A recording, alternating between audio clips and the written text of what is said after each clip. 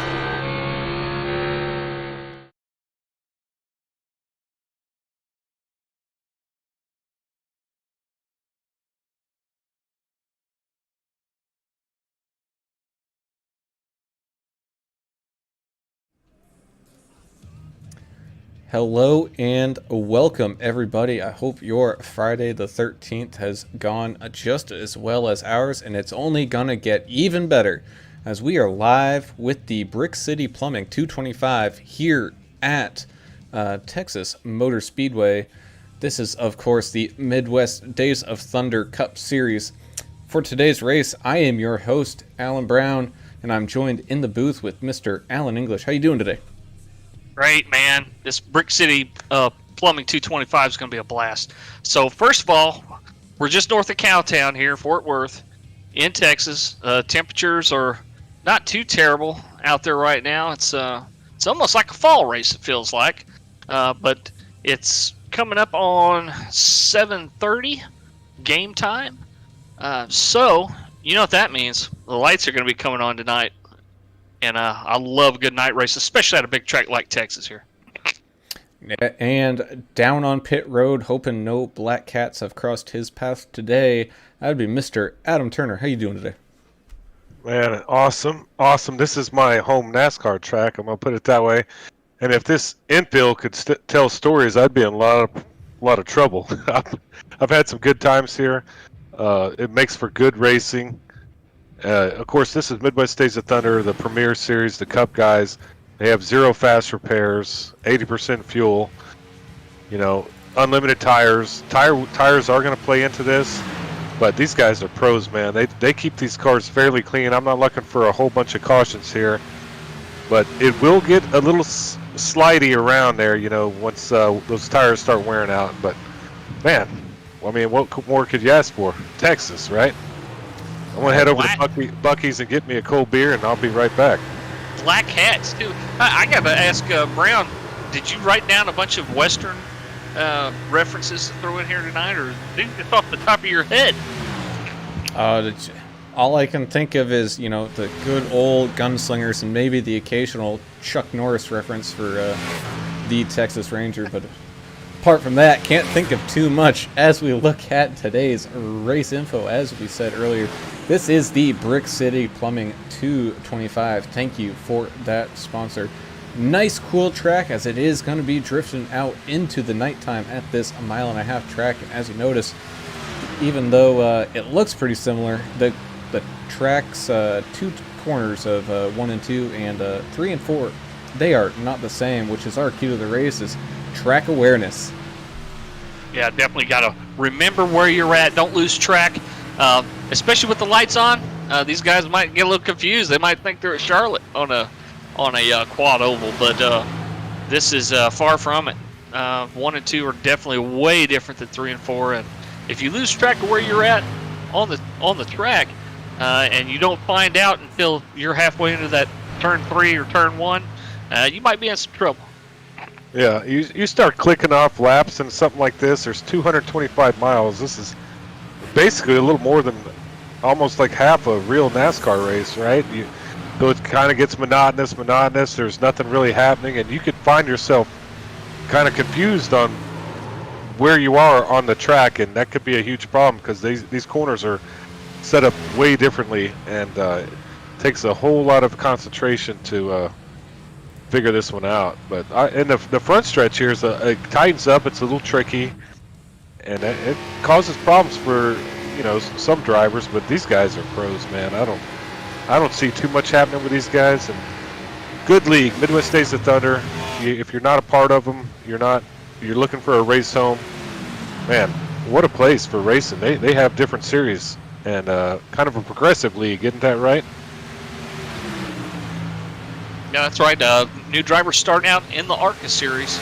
At least right now, the current setup. There may be changes coming in the future, but right now, brand new drivers starting ARCA. You got to run at least a season in ARCA, but the seasons are short, giving drivers an opportunity to move up to Xfinity without having to put a whole lot of time in. But you're only going to get pulled up if they think that you can compete safely and competitively, and the owners watch the ARCA races. That's partially how they pick who they want to pull up. We got owners like Derek Schimmel, who just posted on the Midwest Days of Thunder Facebook stream. He said, "Let's go, Angry Idiots." That's the name of his squad out there today. Talk about the team thing. We have a team system here, and right now Latte Motorsports is in the series lead. Ahead of Bash Brothers, then Angry Idiots, and Nidic Racing, and then you got a few others below them. But that kind of makes it more interesting as well. You have a team environment, team setups, so people work together, and that's kind of what makes this league as fun as for the drivers, for the owners, and for everybody watching on the we call it the old TV, but I think it's called the interwebs or something now.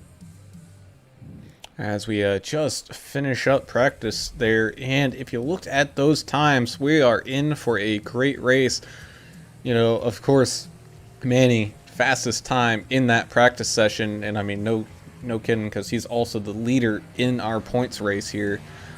But, everyone was all within like 0.2 of a second of each other. Yeah, old Manny, he's not the fastest chicken in the South today. He's driving a Mountain Dew car, number 72, and he's going to always be at the top unless something happens crazy, so always keep an eye on him. And no surprise, that second fastest car in practice was the 6 of Lance Hill. Lance Hill's been fast ever since I got to this league. It doesn't matter what you put him in. Cup car, Xfinity, ARCA, he's quick in them all. And quick at all types of tracks too. We talked a little bit about that last race, I believe, about drivers that can just jump in anything and run a great lap no matter what the track.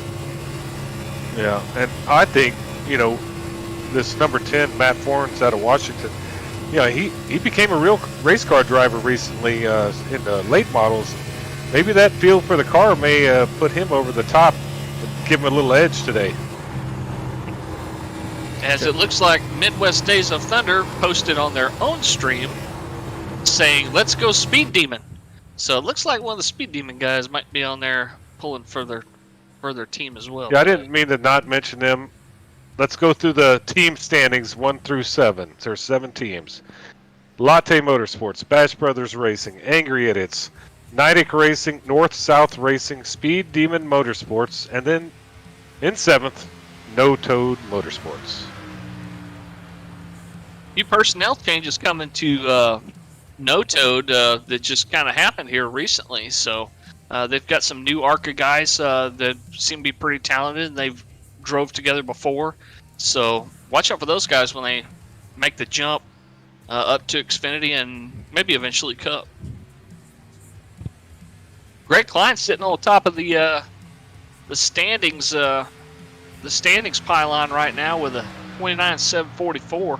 And that 92, he's booking it around there pretty good. Let's see if he can improve on it. Yeah, looking pretty good from him. And Manny just finished his qualifying effort. I think he's just driving around getting some more practice maybe. But as of right now, he is top dog, which is a kind of something he's looking forward to. I mean, right now he's sitting on that 16th and final playoff spot, but he doesn't have any wins. So kind of expecting him to maybe start to make a late push here in the season. And a late push, and getting all these bonus points. We've still got a couple guys on the track right now, but if that pole position holds, he'll pull an extra bonus point for pole position, and he'll pull another bonus point for leading a lap because he'll be leading the first lap. Yeah, every point counts. Yeah, every point counts. Something impressive to me, the number 22 car. He's placed a really nice time at 29.78, and he's setting 4 right now. But he's driving a car that's the title sponsor of this race, Brick City Plumbing, the old mac and cheese man himself, Justin Barkley. So pretty impressive run there for him. Got a couple cars that are going to be starting in the back. Looks like they're not going to put in a time.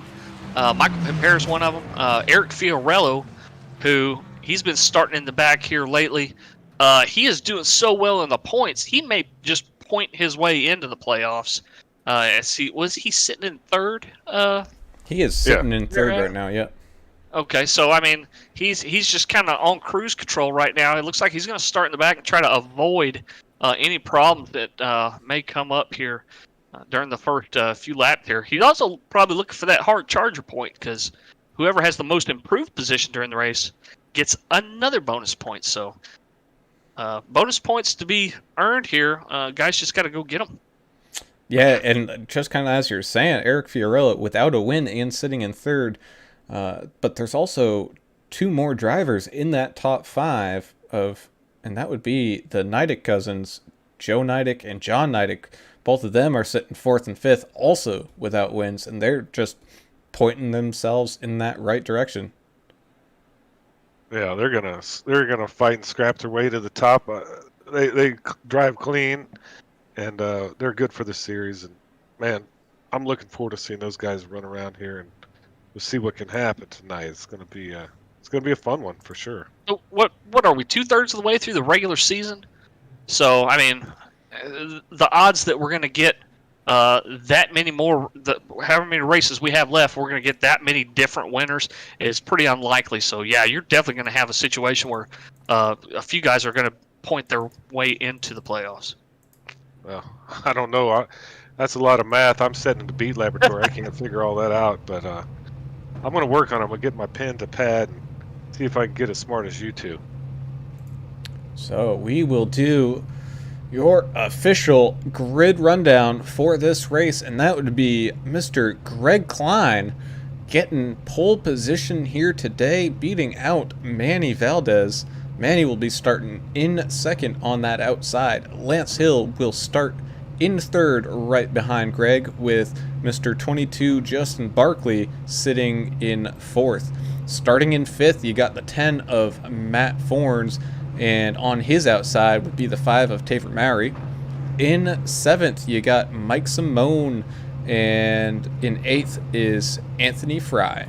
In ninth, you got sneaky Pete Van Sprundle, with Joe Neidick rounding out your top 10. 73 of Justin Malarkey will be rolling off 11th tonight. The 8 of John Neidick will be starting in 12th. 16 of Corey Wakefield in 13th. The 26 of Michael Buckley starting 14th. The 28 of Gary Sargent. Old Sarge will be rolling off 15th. And go ahead and take the rest there, Adam. All right, 70 of Stephen McComas is going to be in 16th here, followed by the 21 car of Michael Pimper, loud, proud American car. The Pimp. 17th. Looks like 18th, we're going to have the Coca-Cola man, the Italian stallion from the hills of Arkansas, Eric Fiorillo, riding in the back, kind of like his normal routine. He'll end up doing well.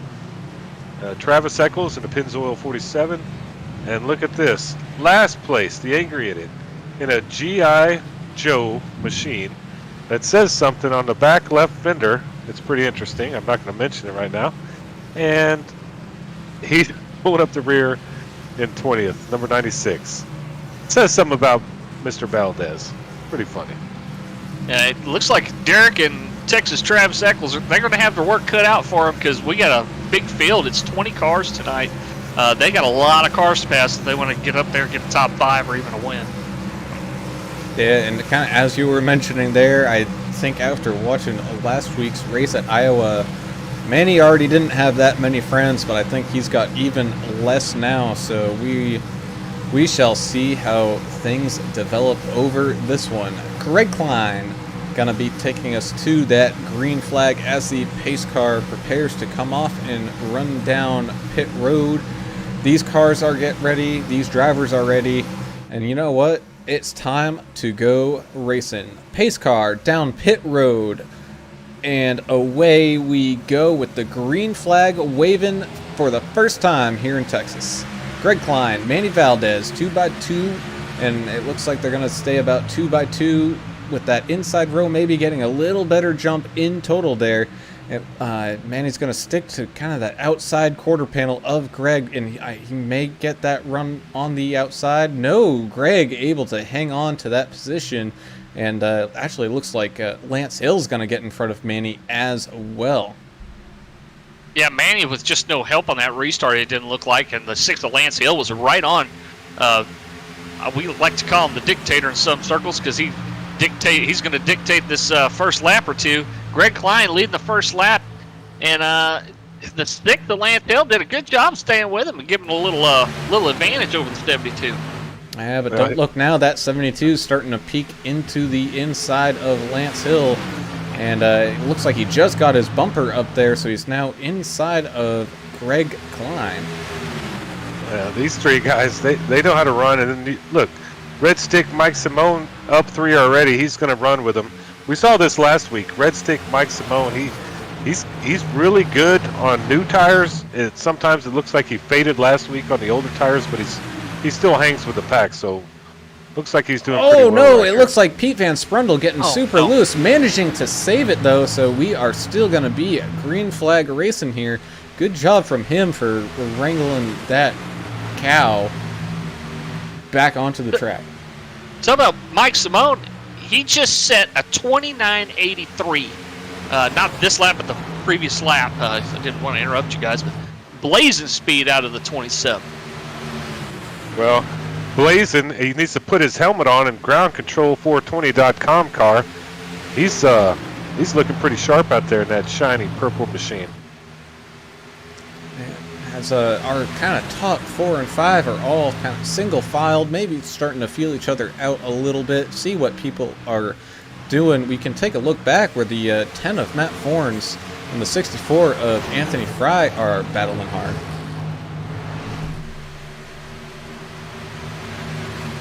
I like these kind of battles in the middle of the pack. You know, that's kind of my forte, and that's kind of what happens here. You know, once you got spread out a little bit, there's still some great battles in the middle of the field and closer to the rear. Oh yeah, I was watching the battle back here. Matt Forrest was having the 8th, 9th, and 10th spot cars. They were running 2x2 too deep for a while, and they just single filed themselves out here in the last couple laps. I'm watching Derek Schimmel here. I'm sorry, Brown, but he's moved up like 6 spots, kind of in the head of that tail pack there. And he's making some moves. Angry Idiot, G.I. Joe car. See, I wonder if starting that far back helped him out there. Because, I mean, like we said, Mr. Van Sprundle there had some issues getting a little loose off of one of those turns and might have checked some people up. So Derek might have been far enough back that he was able to keep his foot in the floor as the 24 of Joe Neidig starts to work on the inside of Matt Forms. Yeah, I like what I'm seeing so far. You're getting a little bit of passing going on, as Derek showed us, and pretty safe driving out of everybody as the 24 looks like he's going around Matt Forns. Trying to take that 8th position. And up at the front, side by side they go, Manny and Lance. Man, if I couldn't imagine what would happen if these two were on a team. Thank goodness they are not. That makes it better for us, don't it? They make for the fun, but you know, let's look at the big picture. You're on lap 8. There's 150 laps in this thing, so I'd be a little careful if I was these guys, but you know, I'm not them. That's why I'm here, watching it with y'all.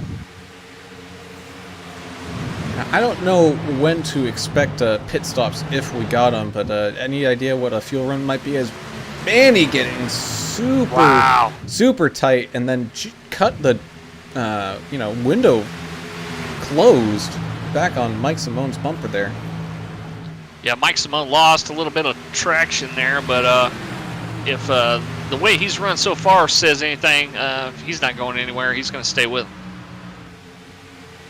Yeah, to try to answer your question, I'm not quite sure, but I think these tires may have they may be looking for tires before they're looking for gas. Yeah, you might have a few guys that are going to be poking around here 3 seconds off their starting time just to try to save tires to make that full fuel window.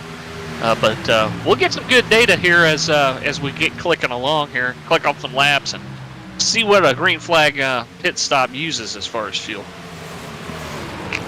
And Greg Klein's been doing a great job leading this thing. He might be actually up there preserving his tires because he's not exactly running away. What's happening is all the people behind him are battling it out. Yeah, he loves what he's seeing in the rearview mirror, doesn't he, Adam? Yeah, he's got clean air, and look at these two guys behind him. Lance Hill, Manny Valdez. It's a continuation from every week. They're battling at each other out, wearing each other's tires out, and if I was Greg, I'd just throttle down and relax. Try to, keep your eye on front. But they're starting to make a little move on him. Yeah, Klein was 2/10 quicker until those two cars separated and started following each other again. Now they're right there with him. As we kind of look back through the field really quick, we were mentioning his name a lot, and unfortunately it's because he's moving backwards, but Matt Forns, maybe conserving tires a little bit here starting early, but he's been down 5 or 6 positions, and he's going to have a lot of traffic to work his way back up through. Yeah, but he might be playing the long game, huh? Well, I mean, I would be. That's kind of what I would be doing. But look, I want to mention Tabor Mowry. He's sitting 6th. And I think he's got some family there with him from Ohio, right 7th and 8th. So Tabor Mowry in the Bush car. And then right behind him, you have John Neidig and Joe Neidig. Now, those guys may run together here and see if they can make it to the front. Yeah, they're not all teammates either, as Manny makes a move on the inside of Greg Klein for the lead, and he will complete that pass. So now Greg's kind of got to maybe sit back and learn some things about Manny and maybe make a pass later on. Yeah, good for him just to, keep it clean up there, and they just have to be patient. I mean, let the race come to you, don't be trying to drive too damn hard this early. Yeah, exactly. And I was mentioning Tabor Mowry and the For the Farmers Bush Light car and the Neidig boys. I don't think they're all teammates, but aren't they all family?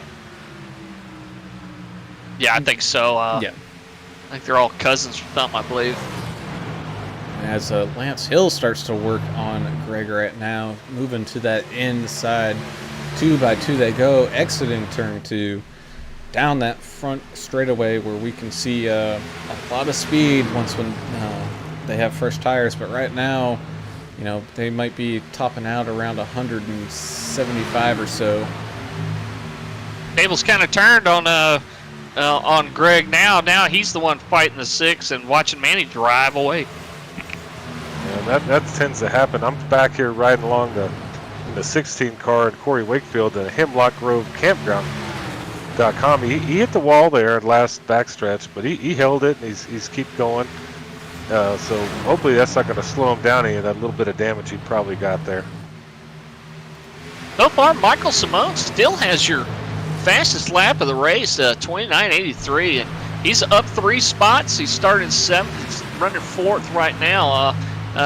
He's staying right up there with the top 3.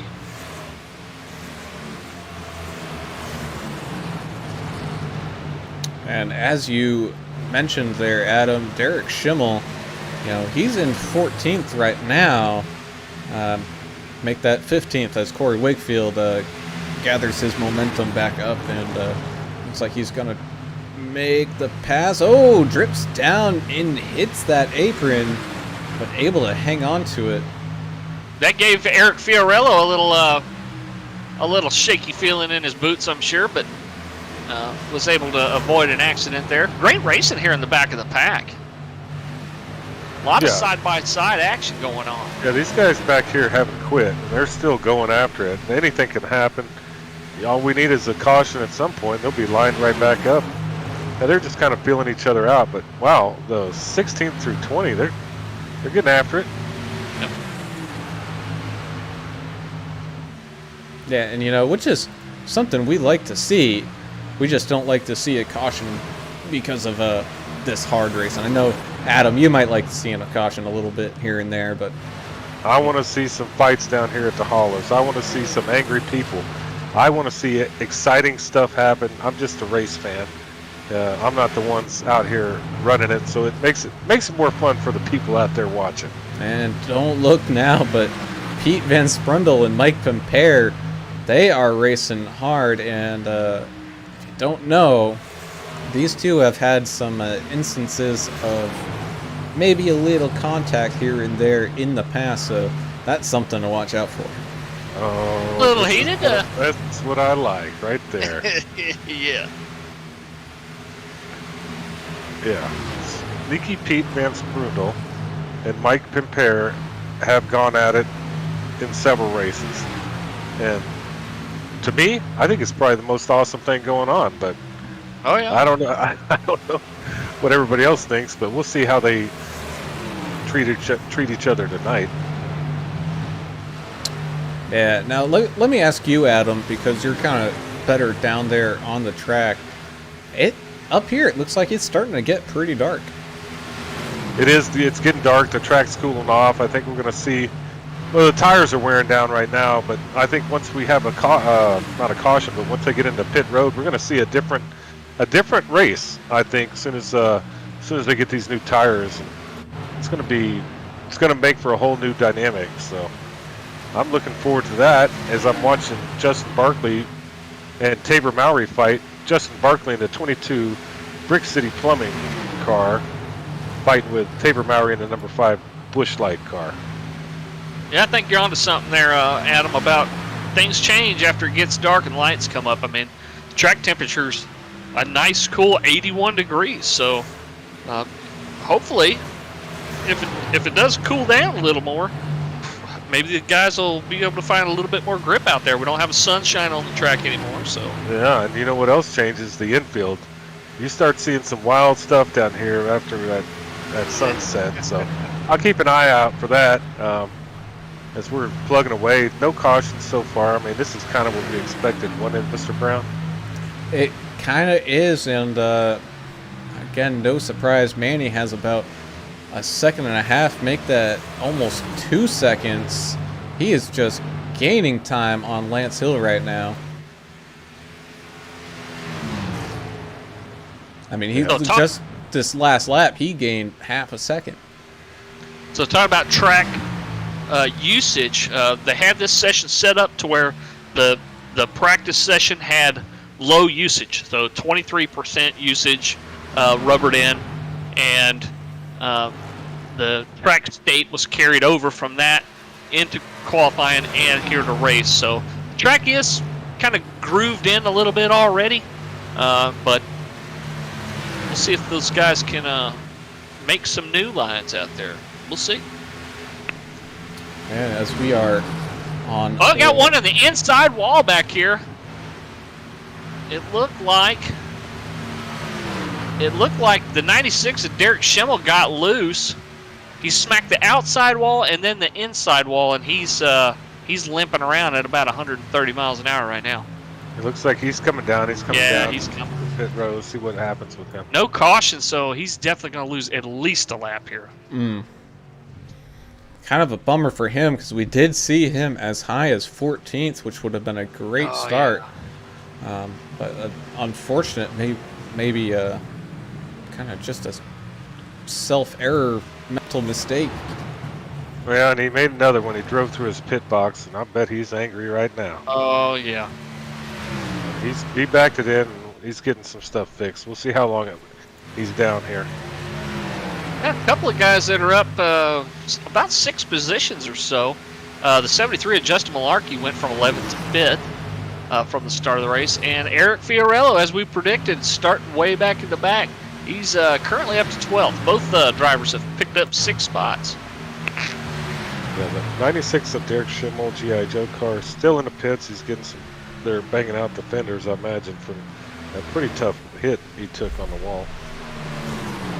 And that's just it. There are no fast repairs, so who knows? He might be making a great decision here, staying in, just getting that all fixed now, and a couple cautions given his way. He'll be right back onto that lead lap.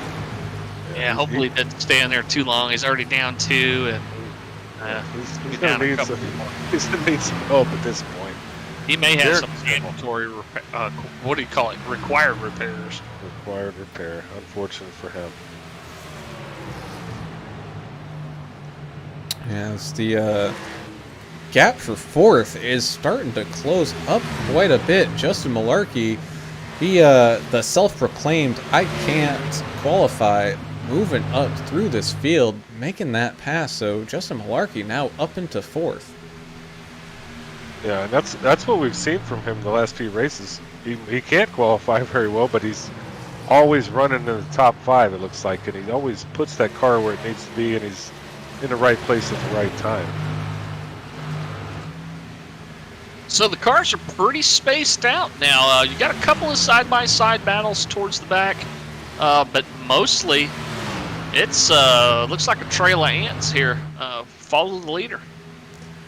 Just a little bit. It does look like Craig Klein has closed that gap on Lance. It was opened up to about 1.5 seconds. It's now down to about 3/4 of a second. So we might see some pit stop strategy come into play here pretty soon, as we're now on lap number 32. The two guys from Maine in 16 and 17, they're running right neck and neck. Yeah, you just saw Mike Simone getting loose coming off of 2. So yeah, these tires are starting to really go. Yeah, I just heard another car scrape the wall back here around 17th. I don't know if it was Stephen McComas or not. It was a car near him. But Greg, we talked about Greg Klein a minute ago. He's down 2 spots from his starting position on the pole. But Greg Klein is one of the guys that can surprise you with tire management skills. Somehow, I don't know how these guys are able to do this, but he just knows how far he can push some tires without wearing them down, and he can make a set of tires last freaking forever. I think Lance Hill just also had some maybe light loss of grip, because that gap has closed significantly now. Yeah, things are starting to happen. You know, the car is starting to drift on him a little bit. It's kind of a battle of attrition here. Who's going to pit first? You know, what is your strategy? What is your team strategy? So this is where your teammates can help you, right? You guys have a plan coming into the race, and what is that plan? Let's see if it comes to fruition through the end of the race, right? So we're still way early in this one, guys. We are, but we are also running 2 second a lap slower average time here. So, I mean, these tires are feeling it for sure. Yeah, but you don't want to be the first guy. You know what I mean?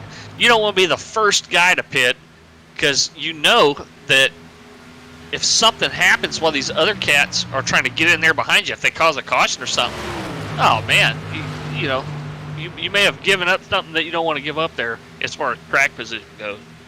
And you see the 70 and the 16 at Corey Wakefield and 70 of Stephen McComas there are going too wide a little bit, and they're going back at it again.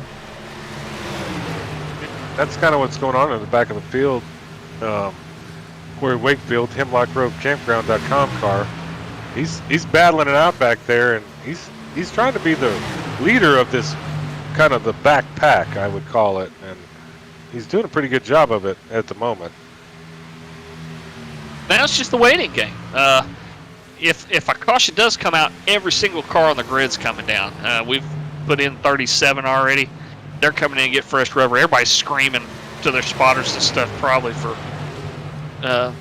man, let me know what's going on so I can come in. And don't look now as the 73 of Justin Malarkey sneaking his nose, trying to get into that top 3 as he's working on the outside of Greg Klein as we speak. Yeah, not a easy guy to pass, but looks like you might let him go here. Yeah, it's early. I don't think he's going to fight him just yet. So Greg Klein, the gentleman from Tulsa, number 92, let him go in the Good Eats car. He's from Owasso. He's going to fight you over that one. Don't say he's from Tulsa. He's from Owasso. That's the same place. Then you also got the 5 of Taver Mowry trying to race along that outside of Pete Van Sprundle as they move up the track, inching closer and closer, still too wide as they exit turn 2. They're racing the boss nice there. That's a great call there, Brown. Yeah, I've switched right to it. I think Sneaky Pete Van Sprundle said, you know what, I'm going to let the boss man by on this one. And now the 73 challenging Lance Hill up here. It looks like he might take that position away around this next turn or two. It looks like it, so be careful of that 73 late in these runs. He has shown pace at other tracks, and he's showing it again here today as Lance maybe not quite taking that one in stride, looking back to the inside. And That's Michael good. Simone, who still has our fastest lap of the race, is falling back a few positions too. The tires that he burned earlier, it's catching up with him. That's some good racing all around. You got Joe Neidick in the 24 car, the 10 car of Matt Forns. They just come across the start-finish line. They're battling it out in 6th and 7th place. And the 96 of Schimmel still sitting in the pit. Looks like he did have some required repairs.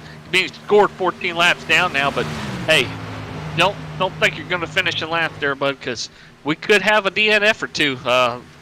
There's been some big wrecks happen at this track before, and with the 0 fast repairs, we may lose a couple of drivers, may lose a couple of functional cars here.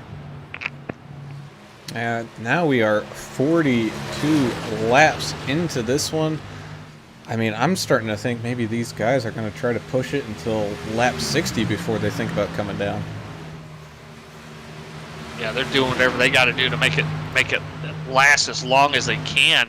I mean, if you get to lap 50, you know what you just did? You reached a magic number there. It's a 150 lap race. If you can make it to 50 on this fuel run, you just proved that if this thing stays green the whole way, you got a 2-stop race. Taver Mowry just come into the pits here. All right. Sacrificing tons of track position, but let's see if we get any more takers. So, yeah, well, and Taver, we've seen in previous races, he's definitely one of the ones who comes down pretty early.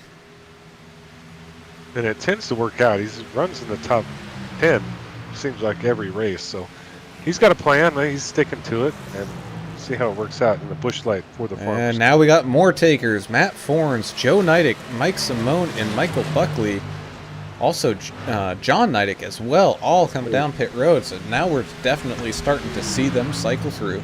Ooh, Michael Pimpear just hit the wall, went into the grass. Looked like he was going to come in hot in pit road, but he held it somehow as he runs into turn 1 now with some damage. So Mowry, the first one to come in. It's not always good to come early, but he's got enough cars following him now that it's not really going to make that big of a deal. And plus, you know, he'll be running a faster lap time than a bunch of these lead cars will be, so he won't be back there long. No, we're just going to have to wait and see how things shake out. But right now, Manny is your leader with about a 4.5 second gap. But then Justin and Lance are all pretty close right behind him. And it looks like Greg Klein has lost a whole bunch of momentum. No, he's still right there, about 4 tenths right behind Lance as well. Yeah, if you guys are watching on any of the streams, we're on Facebook on Midwest Days of Thunder. We're on the Midwest Days of Thunder YouTube page, and also as a backup to the backup to the backup, we're streaming on AAA Broadcasting on Twitch. But if you guys have a question for us or a prediction, drop us a line. Let us know in the YouTube channel or in the Midwest Days of Thunder Facebook page. Comment right there where we got the stream running. Yeah, I mean, we run on every platform known to mankind. Basically, we're prestige worldwide. We get coast-to-coast coverage. Midwest Days of Thunder, great iRacing series. It's a simulation, not a game. Y'all can count on that. And we're seeing some stuff happen here on the backstretch. I couldn't imagine what, but see the 72 of Manny start to catch up to some of these slower paced lap cars here. Like he passing Mr. Pimpere almost like he was standing still, but I'm waiting to see one of these guys coming out of the pits to see what the tire difference is. Well, it's going to come into play pretty quick, and Manny's fast. We hadn't talked about him a lot. There hadn't been too much controversy today, so he's staying quiet, staying in the lead. And man, I don't know when he's going to come and get some tires, but he's still running out there. Well, you know what? Lance Hill just deciding it's time for tires, so Lance Hill down pit road. And you just mentioned something, Adam, about the 21 of Pimpere coming down and hitting the wall. He has no front cowling on that car, so that might be one of the reasons he's running a little bit slower laps right now. He has no front end. Yeah, he needs to come in his pit as well, but I think he's just trying to click off some laps. Right now, he's the first car a lap down, looks like on my screen. As of right now, that is what I also have, but kind of like you're saying, it might be time for him to come down and pit because he's lost a whole lot of time, and this is without hitting pit road yet. Yeah, this is where it gets interesting. Old tires, new tires, people coming out of the pits, and we're long green flag run here in the Midwest Days of Thunder series, the Premier League of the Midwest Days of Thunder, the Cup Series. These guys know each other well. They drive fairly, accurate for the most part because they got to keep care of that car. They have zero fast repairs. A couple more cars coming in, the 25 Fiorello and the 16 of Wakefield. Eric giving up a lot of this track position that he's gained to go in and get tires. And Manny and Malarkey pitted as well with Greg Klein. We almost got a full pit cycle done here. Got a few cars sticking out there. We're going to take a look back at Corey Wakefield there because it looked like he had an issue on pit road.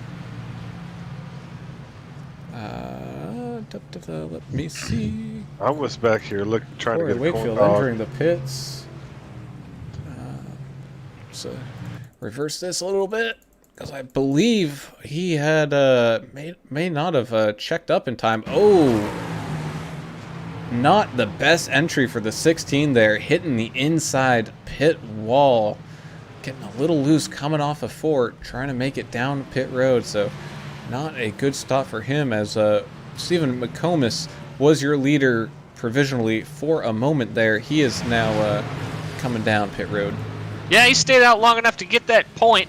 Now Michael Pimpere looks like he's the only guy out there that's has not pitted yet, and he's in. And he is in, so now everything has cycled through. Manny able to hang on to that lead.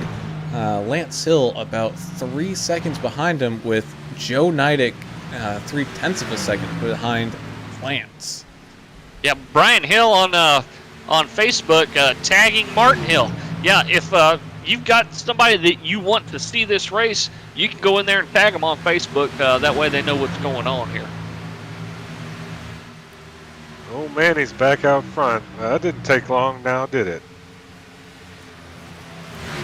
No, not one bit, but we're still waiting on how people shake out because now we've got people on significantly fresher tires. I mean, we're talking at least 10 laps or so things are going to shake out as this run moves along. But I think all those guys that pitted last there, Mr. English, all heard you about You know what? If we can just survive this, we can just make this thing a two-stopper.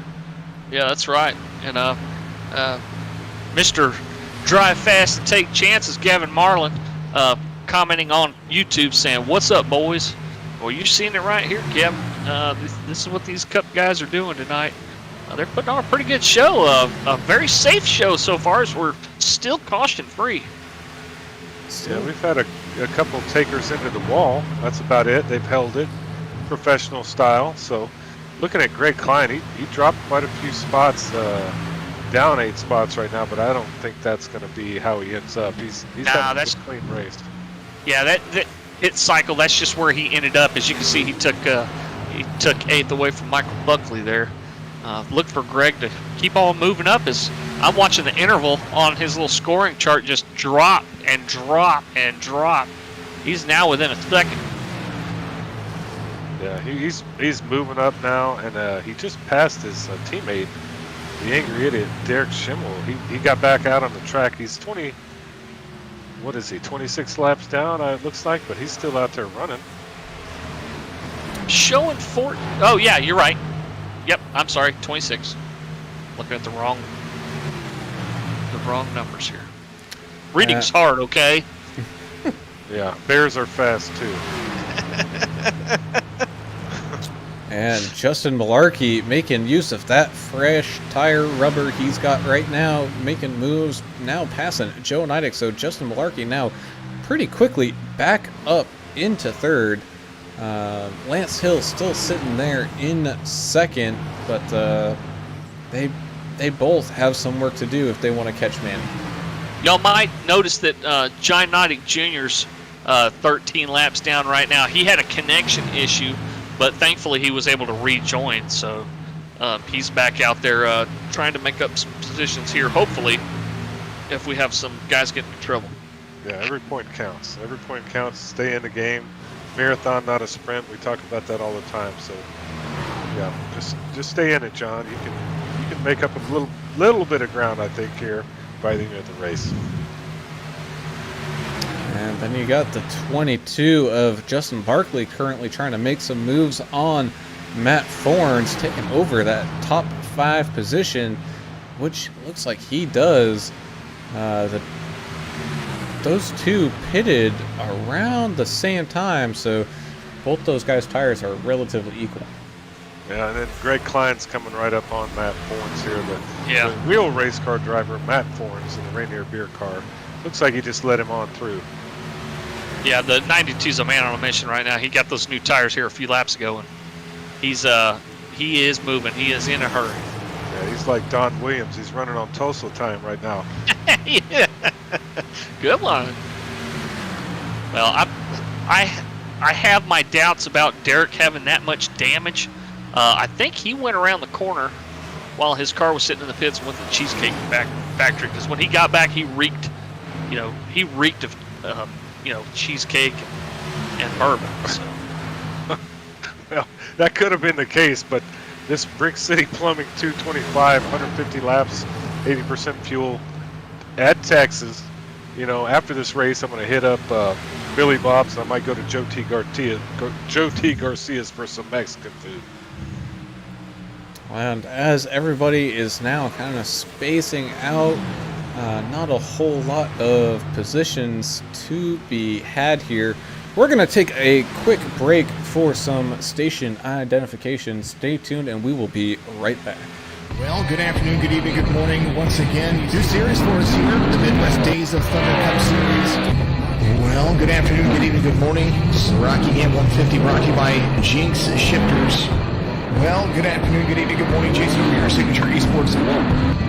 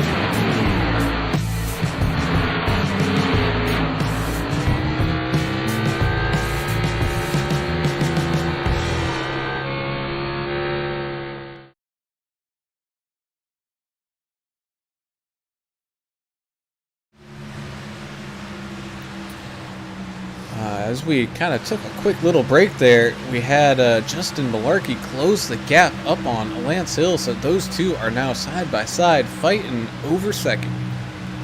Yeah, Johnny Knight just posted on Facebook, confirms what we thought about his internet connection. He did in fact say that his internet took a dump, so it happens, man. I'm just glad you were able to log back in.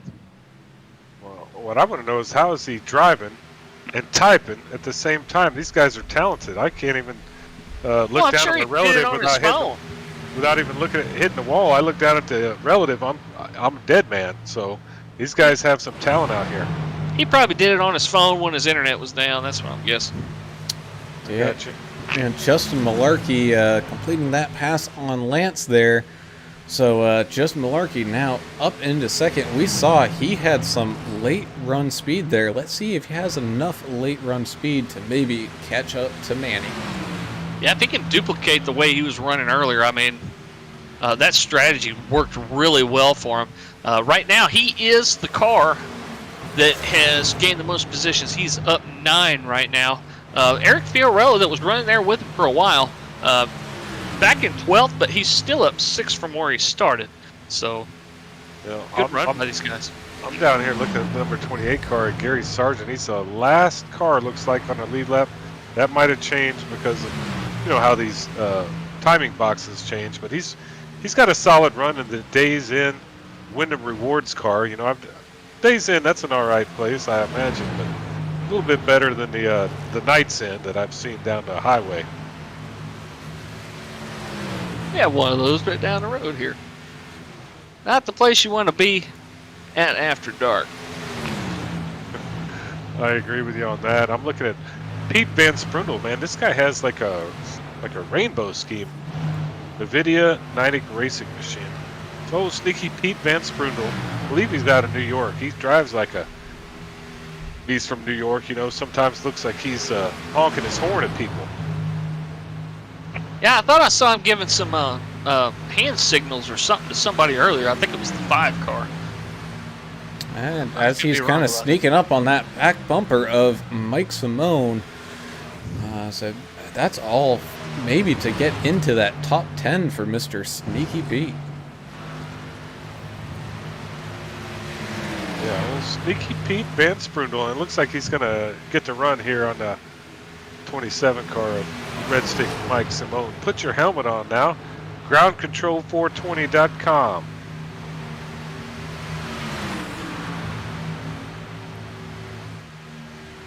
Yeah, Michael Simone.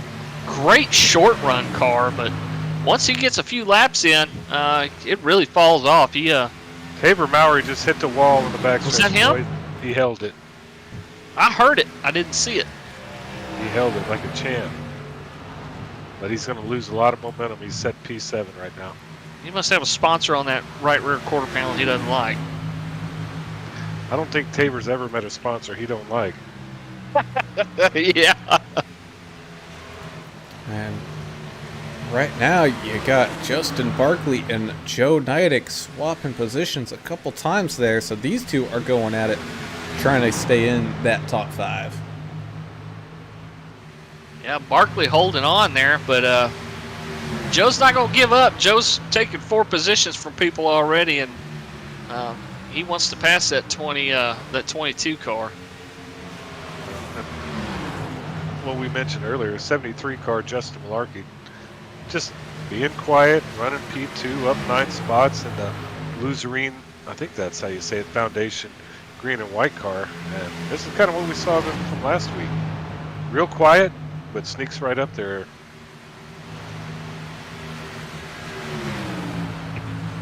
Right now, the 47 of Travis Eccles, he is your last car on the lead lap. Don't know how much longer he's going to be able to stay there as we got the leader coming around looking to lap some more people here. Michael Pitt Fairbairn scored the first car a lap down. Yeah, sure. So again, special thanks to our sponsor, that would be Brick City Plumbing. Yep, Brick City Plumbing is there in Florida, Central Florida. They're a service plumbing company. They service the Marion County area, Ocala, the villages, the surrounding area around there. They can take care of a variety of plumbing needs. They can do water heaters, shower valves, repipes, slab leaks, sewer lines. I mean, these guys can pretty much do it all. So check them out. If you got a plumbing problem and you're in Central Florida, hit them up. They have a Facebook page where you can look up they have their phone number and everything there. Or you can go to www.brickcityplumbing.com and they can get you fixed up. Brick City Plumbing. Thanks for sponsoring this 225-mile race tonight.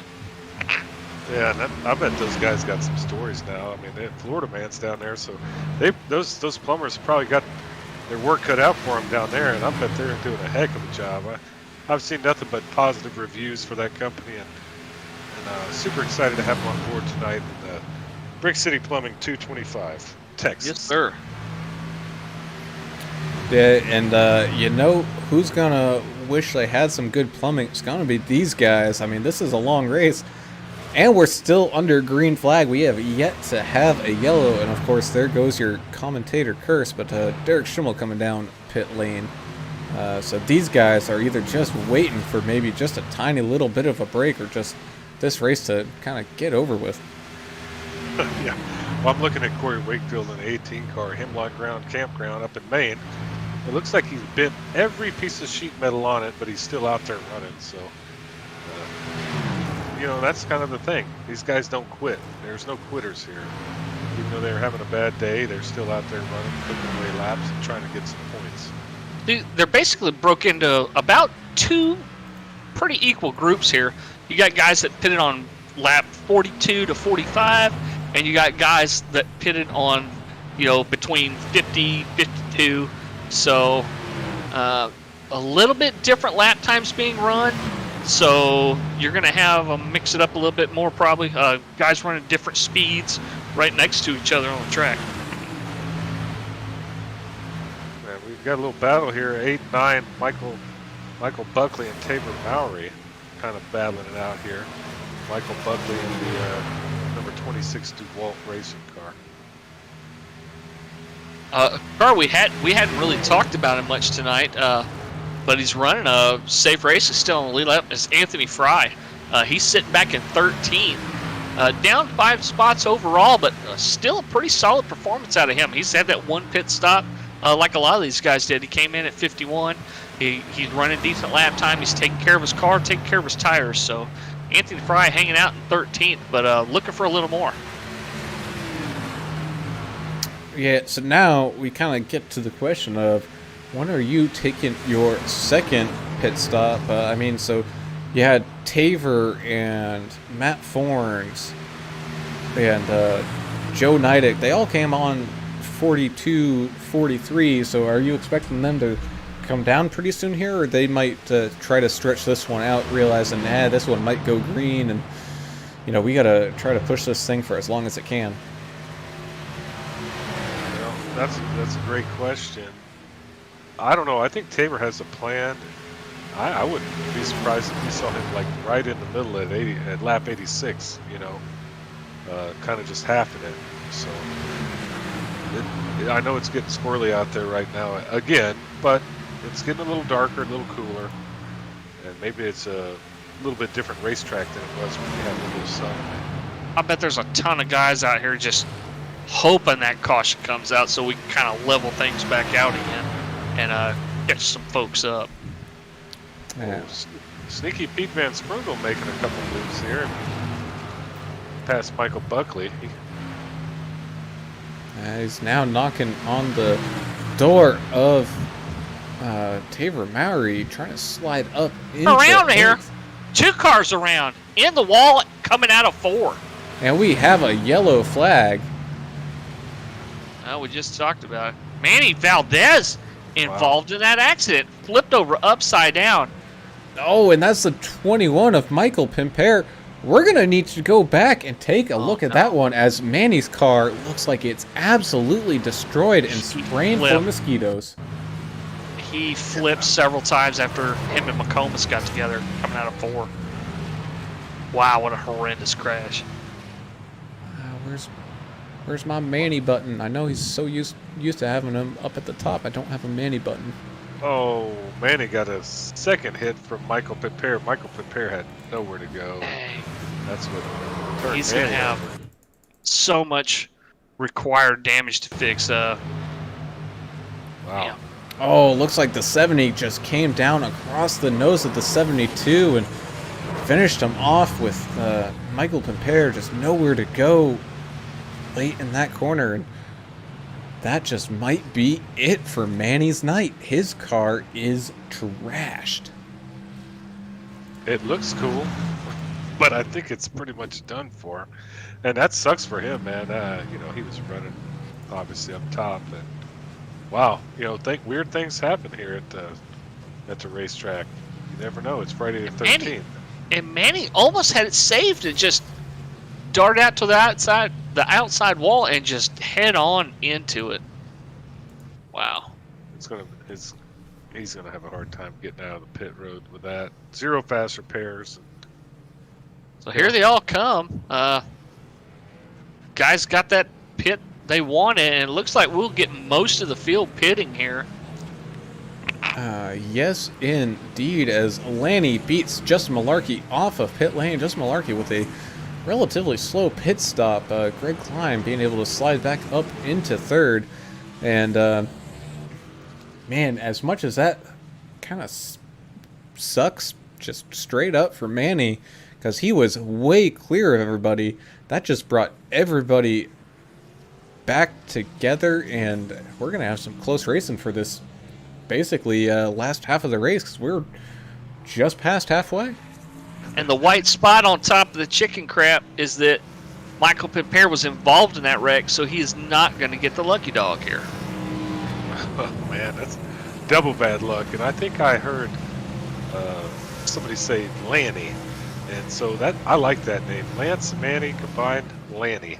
It's kind of like what happens here, you know. They're like best friends. They do karate in the garage together. You know. They Oh, make God. bed. Yeah, they do it all. Lance and Manny, and unfortunately for Manny, he's done. Wow. I think I overheard Greg Klein and Eric Fiorello talking earlier. Greg was showing Eric something, and he had like a signature on it. He said, you know, you see that little smudge there? There's this pretty recognizable signature, is what he told him. I think it was a martial arts whip of some kind. Those guys are really close as well. Yeah, they could definitely make bunk beds. You know, they're close. One of them lives in Arkansas. Once and tell us this. So Yeah, they're neighbors. They probably get together over the weekends. I know they've been to Andolini's down there and ate pasta together. So I don't know what that is, but it sounds pretty cool. it's pretty damn good Italian place there in Tulsa.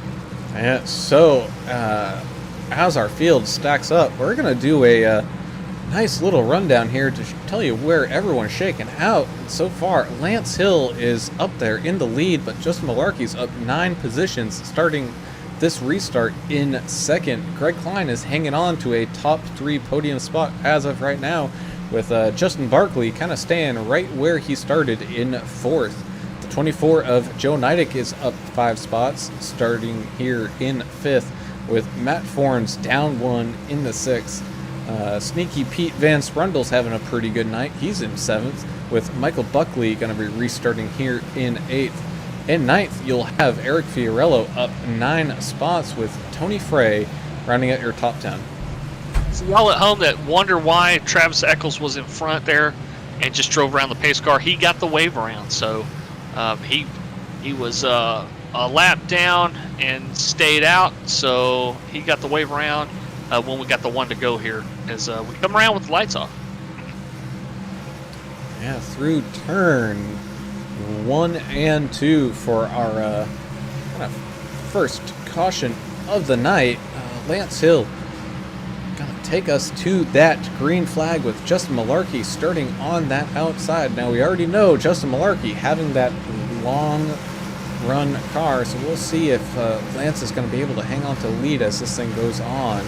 And everybody's on the same tires now except for the back 2 cars, so it might be close. Yeah, Justin Malarkey, he's in position number 2 right now in the point standings, driving for Speed Demon Motorsports. So he really kind of wants this one, I imagine. John Boy Media posted on YouTube. He said, "Bash Brothers, LOL." He said they're not supposed to be bashing each other.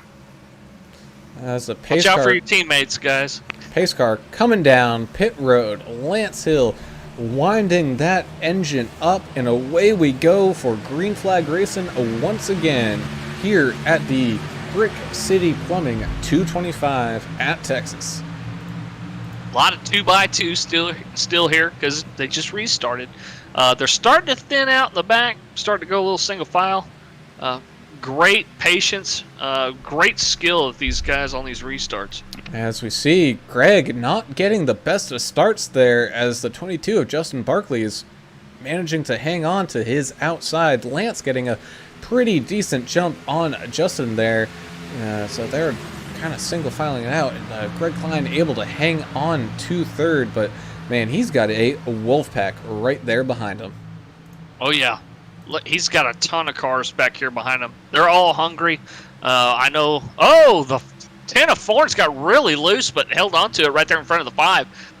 Guys like Fiorella's still hunting for that first win. He'd like to get up there and get a win, although he might not need one to stay in the playoffs, but he'd really like to get one here in this MDOT Cup Series. Real good racing all 1 through 15, guys.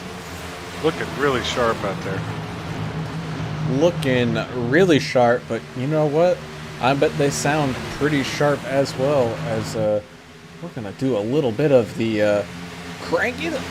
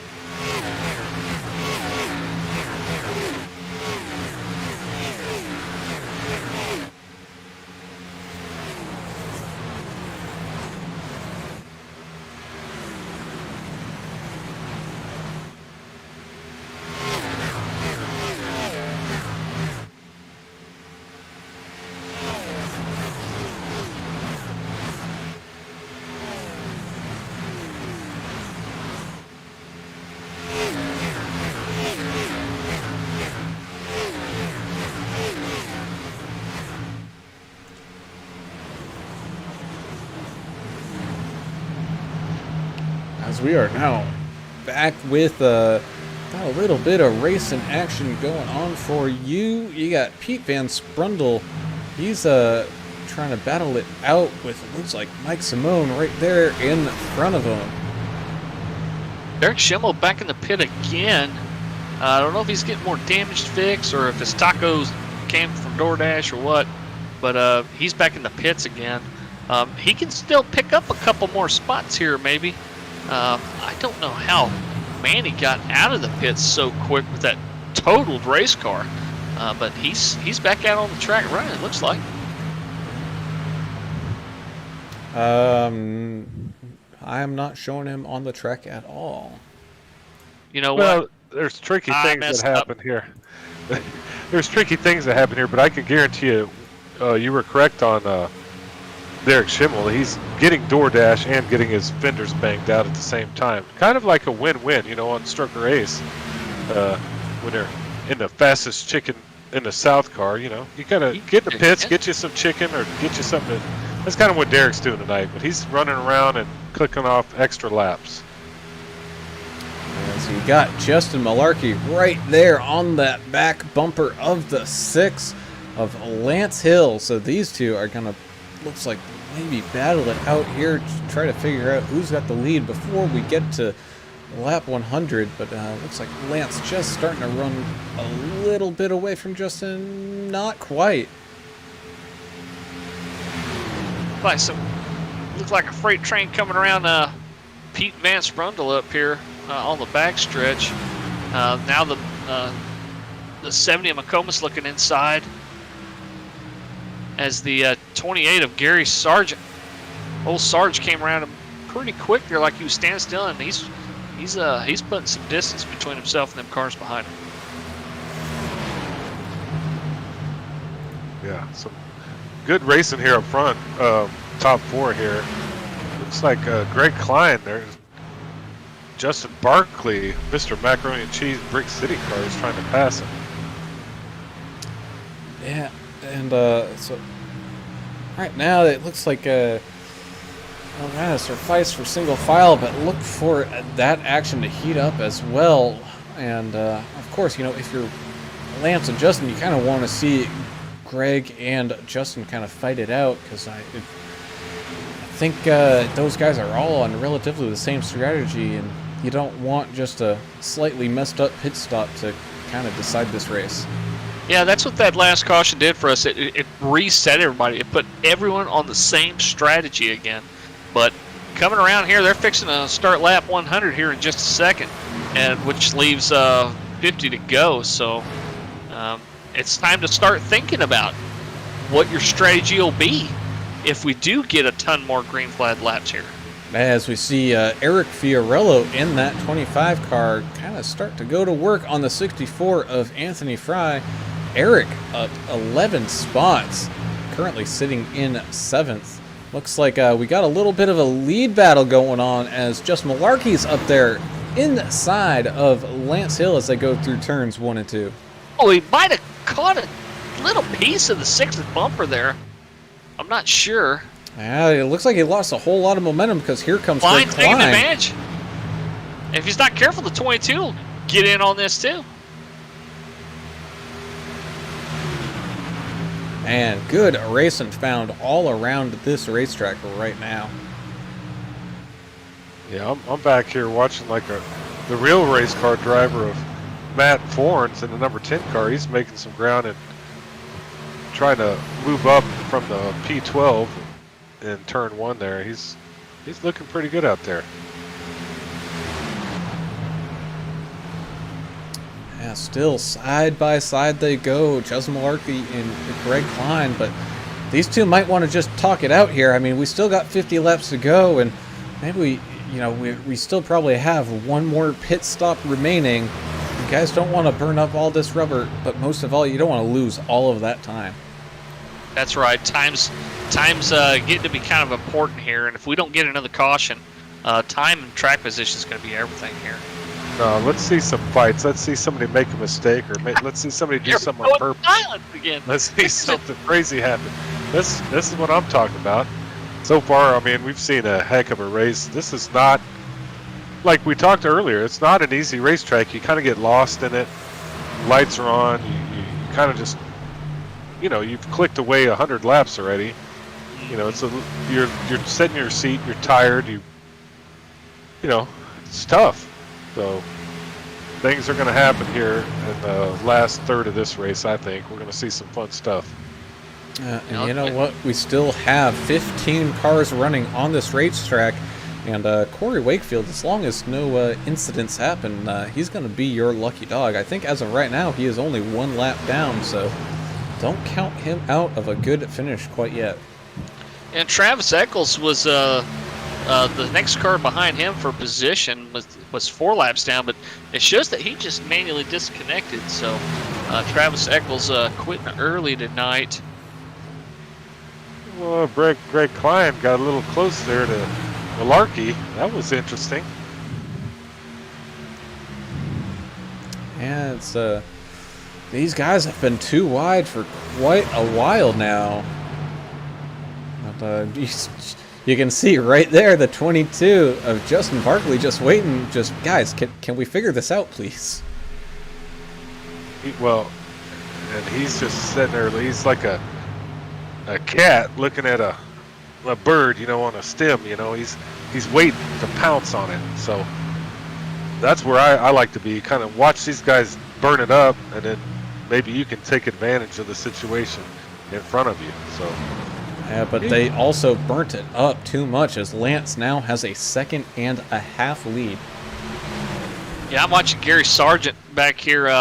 him and Matt Forrest in the Vitamin R car, going back and forth and playing nice though. They're not taking any big chances back here, trying to wreck each other like we've seen earlier today from some other drivers.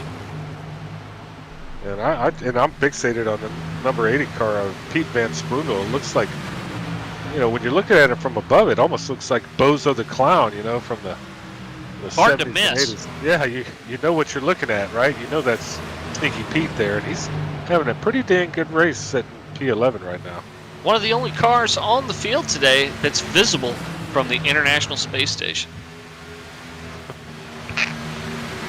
Colorful machine. I'm not gonna deny or doubt that.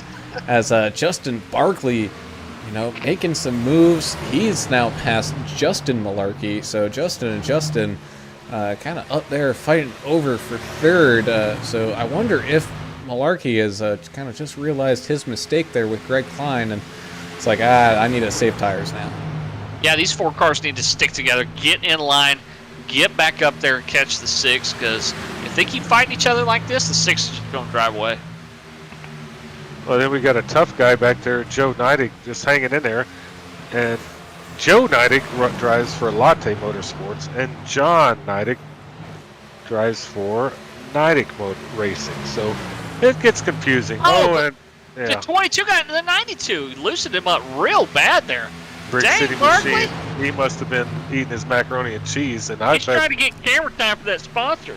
Yeah, no kidding. As he looks to the inside of Greg Klein, side by side they go. If you're Greg, you might just want to let him go. Like, this guy's a little aggressive right now.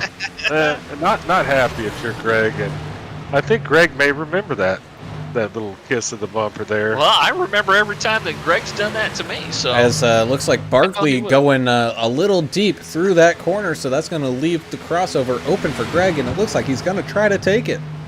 And taking Malarkey with him. Joe Knight might follow him here. Looks like he's got his nose in there under the quarter panel of the 22. Yeah, I don't think there was any damage there or any ill intent. No, I don't think so. Kind of racing. As much as I want it to be people hating each other, it's actually not. I make a lot of stuff up on my own. These guys are pretty friendly. They talk to each other a lot on Discord. Some of them, as you mentioned, they're family. And a few of us are friends in real life. And it's just, it's fun to watch them get out here and mix it up. And, oh, yeah, you wanted to see some fireworks and stuff. But at the end of the day, they put all that stuff behind them after, a race or 2 or a month or whatever, or a day, however long it takes them to get over it. But this is going to be a battle we're going to want to watch as we kind of get down towards the end of this. I think we're running about 38 more laps left here tonight. Another battle's going on right now. You've got Mike Simone. He's trying to catch back up to that 5 car of Taver Mowry. Yeah, he's staying right with him. But not pushing the issue, you know what I mean? Not trying to get a pass on him right away. He's just trying to help.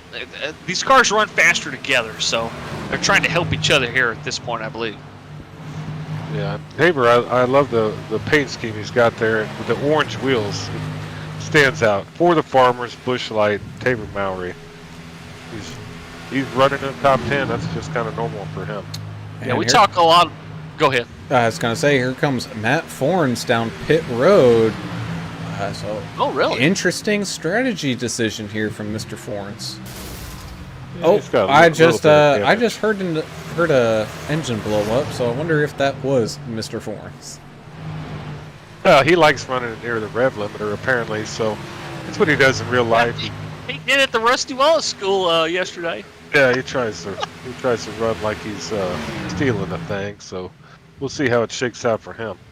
Yeah, talking about the 5 of Taver Mowry and that paint he's running, we often hear a lot of people, talking about how they appreciate the military and law enforcement, firefighters, and all of our first responders, but you really got to give it to the American farmer, because they really do feed the world. That gets thrown around a lot, but if you think about the amount of everything, soybeans, corn, cotton, millet, everything the U.S. farmer produces, we don't use it all here. A lot of it gets donated to causes in other country and gets exported to other countries. So really want to thank the American farmer. I've got a few in my family that are family farmers. So thank you for Taylor for running that paint today. And that's sad that we don't think about that, but that's truly, and the truck drivers, as well, running those loads. I have a family farm as well, and I'm very proud of that. And I also want to give a shout out to the teachers. They're going through a rough time right now. Yeah, they are. And teachers, farmers, cops, military, firemen, nurses, truck drivers, real America right there, and that's what it's all about. As Lance Hill just goes ahead and clicks off more laps, making a huge gap. Oh yeah, 2.5 seconds up to him, but we're gonna take a ride inside the cockpit and see what Joe Nidick is currently dealing with this race car, as he sees 3 cars in front of him that have started to kind of get away from him a little bit. This ought to be interesting. And you can just hear those tires whining and just begging and pleading, no more, no more. But you know, you still got some racing left to do. Yeah, well, I'll tell you who doesn't have any racing left to do. Matt Forns really must have just blew his engine. You know, he's just like a stunt driver out there. Too much rev limiter action, and we'll see if they can get it fixed. Take a look as we have a little battle between Sneaky Pete Van Sprundle and Stephen McComas right now. Back here fighting for a top 10 spot. Yeah, and like y'all said, I think Adam mentioned it earlier, every point matters, you know, as this season goes on. And guys who are trying to point their way in and make some track position, maybe get some bonus points, they're going to be pushing hard, even if it's just for a 10th spot, or a 13th spot, or 6th spot. So they're definitely point chasing it. It looks like Eric Fiorello right now is so far, he's our hard charger guy. He is, as we have some more takers coming down pit road. We got Gary Sargent coming down pit lane right now. So we'll see. I'm expecting at least one more stop from everybody, I believe, correct? Because they all last pitted around 84. Yeah, they're going to have to. Greg Klein here and Malarkey. Did you see that? Barkley. Yeah, it's some pretty good racing. But, hey, I think Greg just said, you know what? I'll see you here at about lap 140. Yeah, Klein tried to pass the 73 on the outside, just could not get there, couldn't get the momentum going, and now he's side by side with the 22. Yeah, it looks like he'll just... no, I thought he was going to let him by, but he is not. He's going to fight hard for this position as Mike Simone and Michael Buckley are now coming down pit road. So it has started. The dominoes are falling. These guys are starting to pit. The guys that haven't pitted yet are going to start getting nervous. What do you do if you're like, you just wait for the guys behind you to duck in? I don't know. He's such a good run here. I think for him, he may want to run it as long as he can and just have that advantage at the end. I mean, he's got a big enough gap. He can just wait for second and third to pit, and then he could pit the next lap and probably still come out and hold on to that lead. I'm not sure. But now, you know, we're going to be coming up to the so-called, money pit stop. Any mistakes on this one, that's that you did all of this hard work for nothing. Yeah, you don't want to miss your pit box or be too far left or right. You definitely don't want to speed, especially under green, because that pit speed limit's only 45 miles an hour. So when you're used to running around out here at 160, get down to 45 and sticking to that 45 down this long pit road, it's pretty hard to do. So, but oh man, if you get a speed penalty under green and you have to serve it under green, you pretty much count yourself out. As it looks like, here comes Malarkey. Malarkey coming down pit road with the early pit stop, maybe trying to get that, what is it? I forget what it's called, but, short pitting and trying to maybe get a little extra time on Lance Hill. As we've I got think he's- 26 laps to go.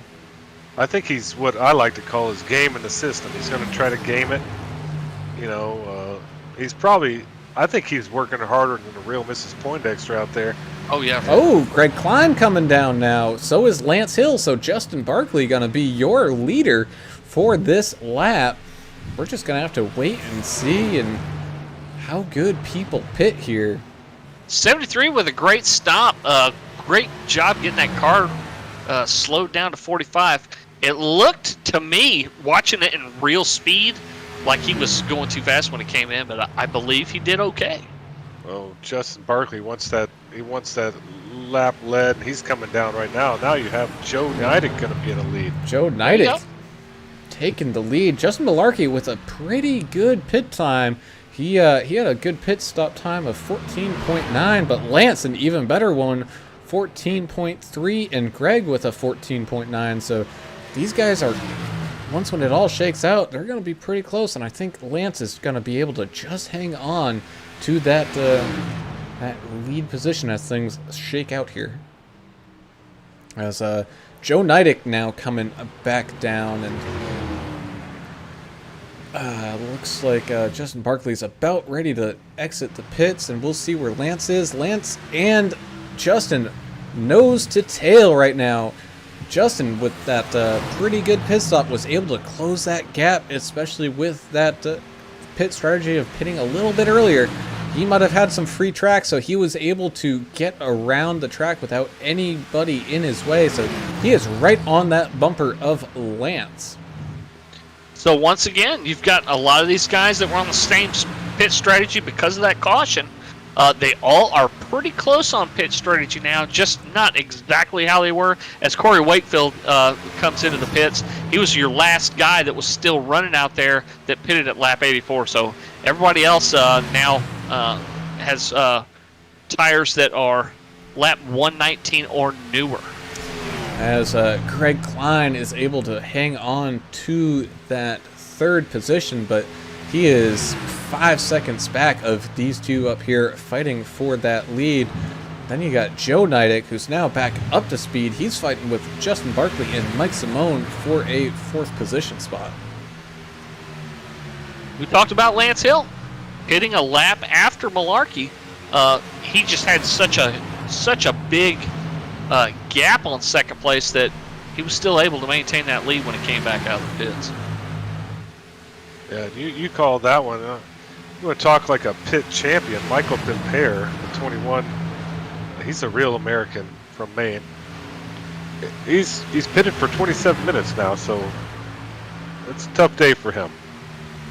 Yeah, we saw him get into Manny, so I think that's a race-ending injury from him. But as we see Joe Neidig sliding up past Justin Barkley. We got some other racing as well, as Stephen McComas and Michael Buckley fighting over a 12th is starting to close up a little bit too. Now they're fighting to be that last car on the lead lap here, which may be important here coming up. If we get another caution, we all stack back up here. Corey Wakefield may end up getting that lap back. He's the first car lap down. I think he's the last car that's still out there running. He is, so we are down to 14 cars currently running this race, and it's unfortunate he's a lap or two down, but we'll see if he can get anything back here as the race for first is starting to spread out just a little bit, but I think Justin might be trying to save onto his rubber for a late surge here as we got 19 laps to go. It's winding down here pretty quick, Adam. What do you see happening here for the rest of this race? Well, Lance Hill, he's got to make a mistake for anybody to catch him, it looks like. But I'm watching 5 through 9 here. The Tabor Mowry's in the mix as he just passed, looked like Red Stick Mike Simone. Anthony Fry. It's just really some good racing here in the middle of the pack, and that's kind of where I like to be. Justin Barkley's back here in P5, and just run it out, guys. Get your points, and let's go home to the next one. Matt Thorne's like he got that car fired back up. He's pulling back out onto the backstretch. Got that car back running again. So Matt Thorne's hoping to stay out and click off a few more laps just in case something else happens to somebody else. I was going to go ahead there, English. Adam, what do you think about zero fast repairs? We talked about this before in a few other races. Do you think it helps these guys be more careful, take better care of that car, take less chances, and risk damaging it? Yeah, I think it actually simulates the real race environment, and it makes for some exciting racing. You know, I mean, we don't want to see 800 crashes a night. We've seen that happen before, right? So I think these guys take care of their car. They know each other. It's not like we were talking earlier in the week, meet the teacher. These guys know each other, and they know who does what, who drives where, and of course there's always going to be stuff that happens, but they take good care of their cars, and it just makes for a more simulation experience, right? This is a simulation, it's not a game. So it really feels like a real NASCAR race at Texas. I've been to quite a few of them there now, and this is it's got the feel of one. So you can see here that battle for 6 between Anthony Fry and Taver Mowry. Anthony just kind of trying to claw his way back up to that bumper of Taver. Yeah, we're just talking about Matt Thorne's getting his car refired and out on the track, but he is running very slow. He's way off the pace here. His cars are going around him like he's standing still, like the 6 here, the leader coming around him right now, just blowing his doors off. But Matt's doing the right thing. He's staying up high and letting these guys go.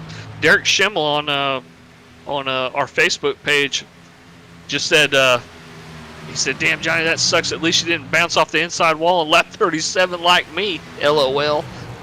Derek, little self-deprecating humor there.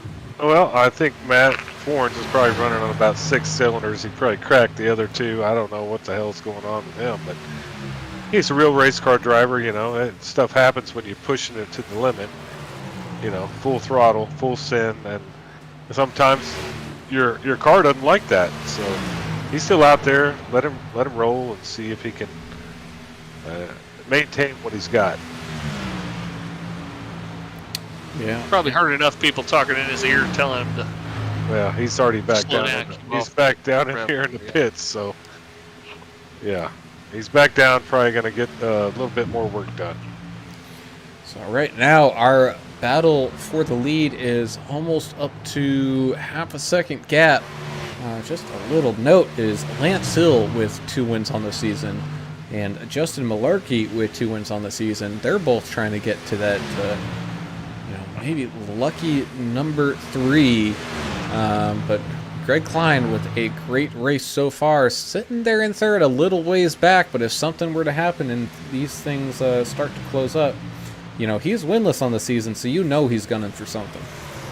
And all the other guys that are winless on the season that are doing well in points are saying, "Oh man, I'd love to see a repeat winner. If it's not going to be me, let it be a repeat winner." So it gives me a little bit better chance of pointing my way in to the playoffs. I think the only thing that we're going to see with the top 2, Lance Hill, Justin Malarkey, would be lap traffic, and unfortunately that happened to Manny Valdez. Where would he be if he didn't have that unfortunate incident? He'd be sitting right up here with these 2. So lap traffic is something they're going to have a little problem with here as we're in the home stretch.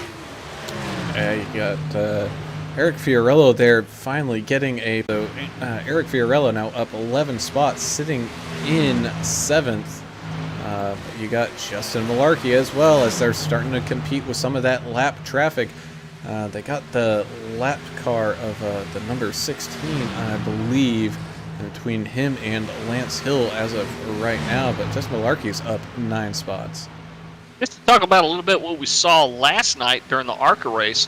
If you guys missed it, we had an ARCA race last night, and lap cars were the topic of conversation after the race in the Discord chat. Of course, lap cars, they're entitled to fight for their position, but the leaders, sometimes will come over the radio and request, "Hey, hey man, can you guys stay high? We're coming through, and y'all are 2 laps down. So, and by the time these guys get to cup level like this, they pretty much have this worked out. They know when they're beat, and they know it's either let them around now or catch a bumper later. So a little bit of inexperience maybe in the ARCA last night with that, but it's guys, it was the first race. They're just getting to know each other. It wasn't even the first race. It was the heat duels for gridding next week. So, but these guys look like they got pretty much figured out by the time they get to Cup. Right, and we talk about ARCA. So this is the Midwest Days of Thunder series, if you probably know, but it's a progressive series. You have ARCA, Xfinity, then Cup. And I think they're looking at adding a couple things. It might be some twists and turns, but so entry level would be ARCA. So some of your new guys that haven't raced with the league don't kind of know how people go or how they run, and that's why we have that series. And they learned that last night, and it was interesting to watch. But if you're the driver, right, you need to know where your front bumper is. You're in charge of your front bumper. You control your destiny. You can't control everyone else's. I think that's something people need to recognize. I wish there were more leagues like this that were progressive, because it teaches you a few things. It teaches you how to race with patience, how to race with people competitively. But as these guys move up and get more and more races under their belts, these guys become buddies, and the environment here is none like I've ever seen. Yeah, you'll be butting heads in ARCA and hollering and cussing at each other and stuff on Discord, but the more you race together and the farther up you move, the more you learn. And it's not just learning how to race, it's learning tolerance and patience and how to forgive sometimes. And this is a long race, Brown. How close are we to finishing this thing off? We are 3 laps away as Lance crossed the line there, so this thing is starting to run down. Lance with a big gap over Justin, which is about a second and a third, give or take, with third place 7 seconds behind. But don't look now, we looks like maybe have a battle for that third spot as this race comes to a close. You got Joe Neidig creeping up on Greg Klein here as we now approach 2 laps to go. Real close. This is kind of what we like to see towards the end, is at least a couple positions are still up for grabs. As Lance Hill, as long as he doesn't make a mistake, as long as he keeps hitting his marks, still 1.3 out there ahead of the 73 on Malarkey. As long as he doesn't make a mistake, he's got this third win in the bag. Well, he's looking at Steve McComas, and I think Steve McComas was involved with Manny as lap traffic, so I think he's watching his distance here. Brown, go ahead. Yeah, he does have some time to give. However, gap is a second and a half. Lance Hill has done a great drive here today with that white flag waving down that back straightaway one last time down into turns 3 and 4. You got the lap traffic of the 70 just kind of sitting there, but it's not going to matter anything for Lance as he's going to come across the line with win number 3 here at Texas. You got Justin Malarkey finishing there in second, and the race for third is going to come to Greg Klein, who just beat out Joe Neidig there. Fiorillo and Mowry here are side by side around here coming to the end. Side by side, and Mowry getting up into the wall, and I think Eric is going to be able to take that position. Wow, what a finish between those two guys. So Eric Fiorillo finishing in 6th. Yeah, that's just hard racing right there. Damn, man. Eric Fiorillo, hard charger, up 12 spots. That's a point for him. That's right. Another point for him. Man, Lance Hill, what a dominant performance tonight. Oh, and I saw Tabor there at the end give Eric Fiorillo a little kiss on the bumper. So we'll see if that carries over into next week. That'll be a lot of fun.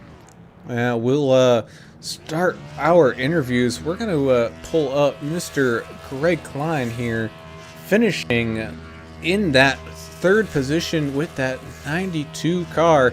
Hey, Greg, that was a fantastic drive today. You were up there pretty much the entire race. I think it's just once when those green flag pit stops came around, you kind of lost some ground a little bit. Yeah, I wasn't getting into the pits quite as fast as some of the other guys. I was playing a little safer, so I'd lose a little time getting in. But overall, pretty happy with the drive today. Yeah, you want to kind of play it on the safe side.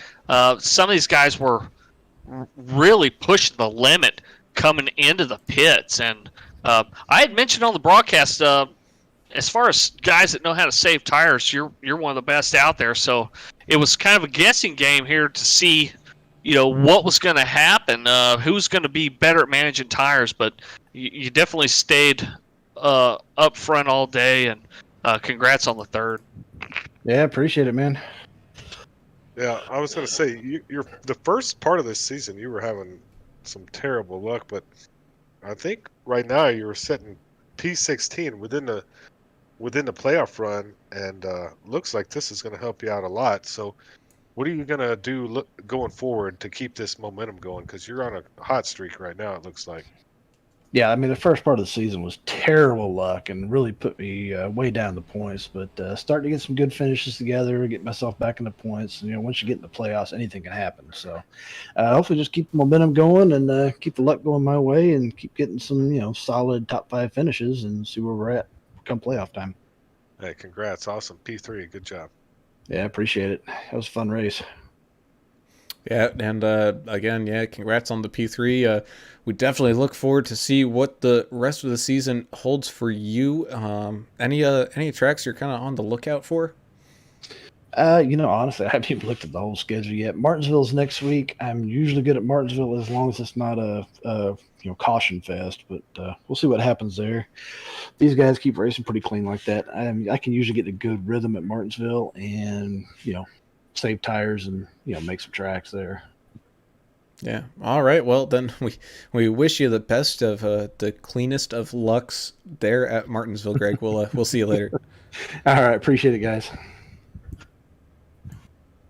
So we'll now pull in our race winner with win number 3 on the season. Lance Hill taking this one all the way home. It was kind of unfortunate for Manny there, having some issue with some lap traffic, but Lance, you still had to drive a heck of a race, and man, that's what you did.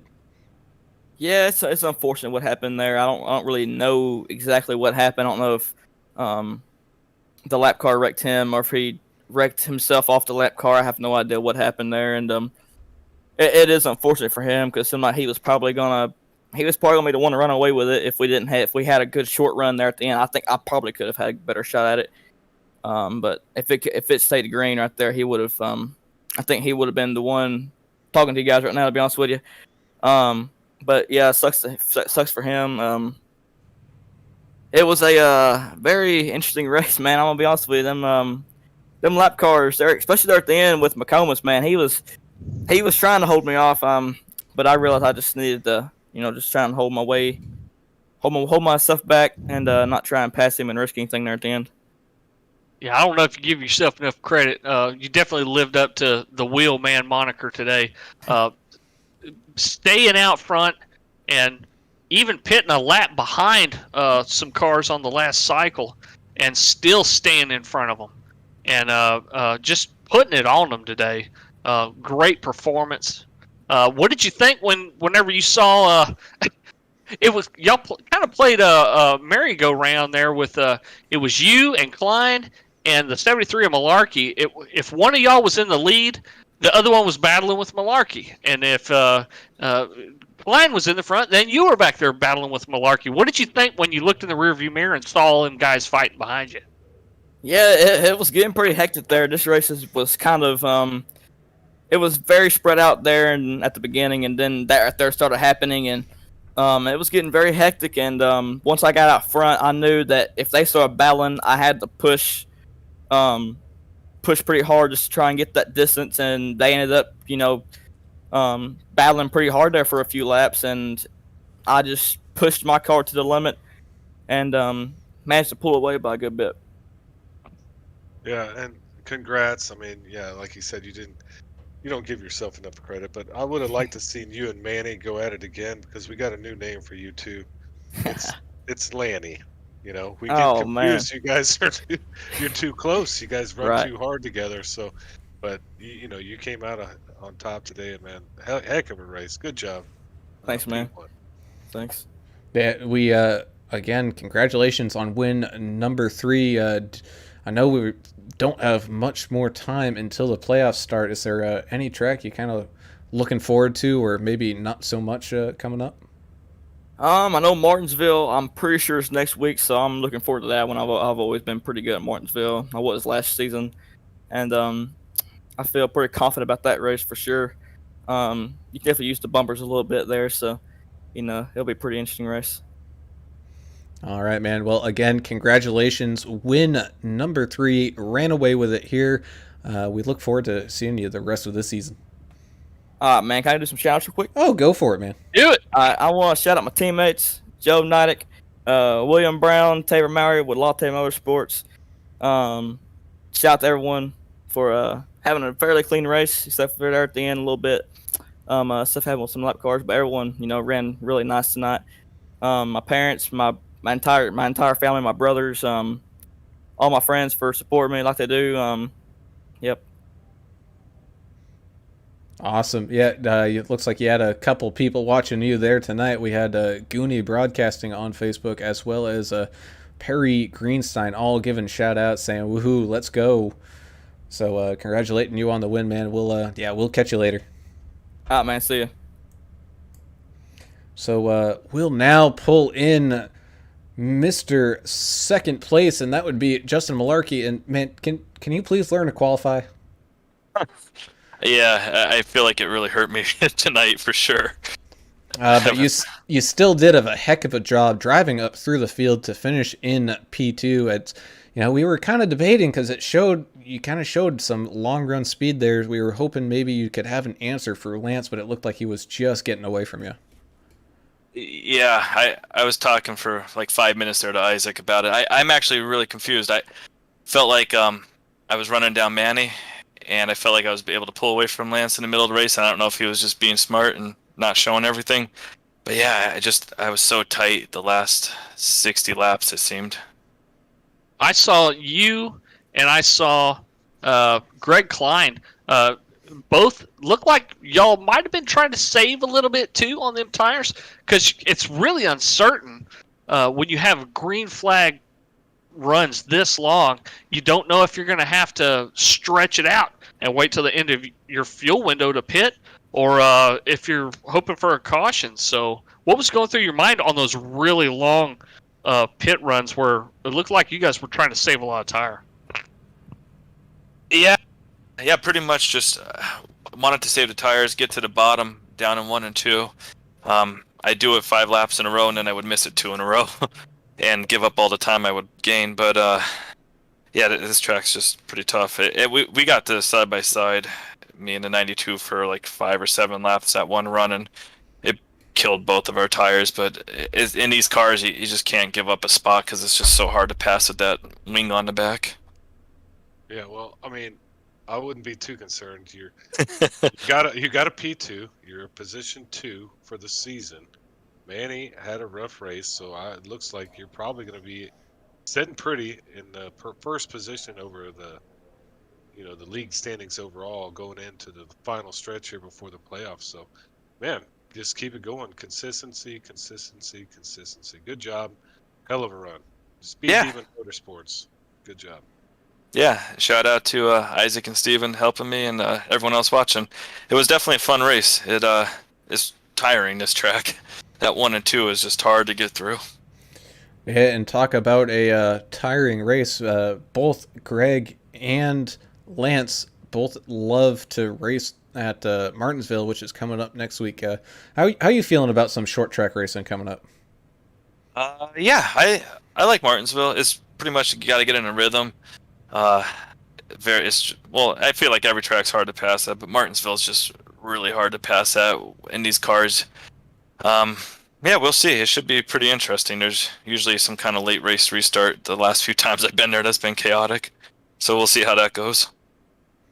All right, man. Well, again, congratulations on the P2 here tonight, and we look forward to seeing you the rest of the season. Yeah, thank you. I hope you guys have fun up there, and we'll see you next week. Ooh, boy. So Lance ran away with it there a little bit, but not too bad tonight because we still had some action-packed racing. But you know what? Only one caution kind of brought this one away, and man, it was solid. Yeah, it was definitely fun to watch, and a lot of green flag laps. A lot of seeing who's going to flinch first on the pit stop. So really enjoyed watching that. Yeah, I'm just ready to get into the infield to all my friends and family down there, and it's my home track. Fun times, and man, just like we thought. It's clean racing, tough racing, and really interesting to see these guys work their way through it, man. Good race. So what we're going to do now is tell you all our final results, which are official. So Lance Hill getting the win number 3 over Justin Malarkey, who still, like I said, he needs to learn how to qualify, but he's up 9 positions to finish in second. Greg Klein with a solid race, finishing in 3rd, with Joe Neidick finishing in 4th. Justin Barkley had a pretty good run of it today, too. He's going to finish in 5th. Eric Fiorello is your hard charger of the night, up 12 positions, finishing in 6th. In 7th, you have Taver Mowry, and in 8th, Mike Simone. In 9th would be Anthony Fry, with sneaky Pete Van Sprundle rounding out your top 10. 70th, Stephen McComas, your last car on the lead lap, finishing 11th. Michael Buckley in the 26th, 12th place today. The 28, Sarge, Gary Sargent, also a lap down, finishing 13th. 16 of Corey Wakefield, finishing 14th, 2 laps down. The 10 of Matt Forens, some engine trouble. Got him in the pits, and he had to shut it down. 33 laps down. Started 5th, ended up 15th. Pretty bad day for old Matt. Yeah, well, now we get into the real heartbreaks here. Texas Travis Yes, sir. Eccles, 16th, number 47 car. And here's your down 15 spots, 17th place, number 72, the fastest chicken in the South, Manny Valdez. I think that Mountain Dew car paint scheme may have been bad luck. Bad luck, I'm telling you. Yeah, he's going to change Repaint it, it. I'm sure. Repaint it, Manny. And you have the number 18 in 18th place, 21 car of Michael Pimpere out of Maine. Number 19, the angry idiot Derek Schimmel out of California. And to round it out, I think we had technical difficulties. The number 20 car, number 20, 8th car of John Neidick Jr. So that's it, boys. Man, that was fantastic racing. We thank you all for tuning in and watching this race down here from Texas Motor Speedway. You can catch us live again coming up on Monday when the Xfinity Series here at Midwest Days of Thunder goes official with the first race that matters, and that's going to be some, I believe, 75 laps at Daytona. So get ready to go back bump drafting. But until Monday, I'm Alan Brown signing off for Alan English and Adam Turner. Thank you all for watching. Yeah, and thanks to once again to Brick City Plumbing for sponsoring tonight's race, the Brick City Plumbing 225. If you're in Central Florida, Marion County, Ocala, the Villages area, you need plumbing needs, bad water heater, sewer lines, you got clogs, whatever, and you need an estimate, brickcityplumbing.com or find them on Facebook. And with that, we gone. See ya.